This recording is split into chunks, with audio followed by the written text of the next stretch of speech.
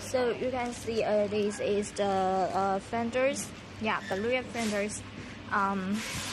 You can see that this one and this one, okay, so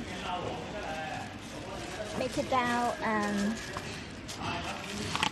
yes, okay, and this one you can here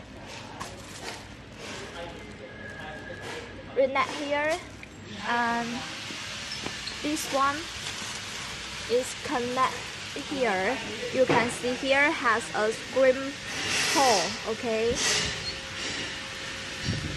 yeah, just like this.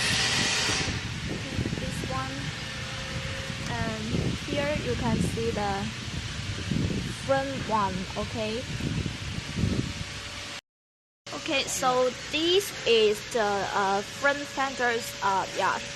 So this one you need to spare and turn it to the two parts, and here is connect this hole, okay.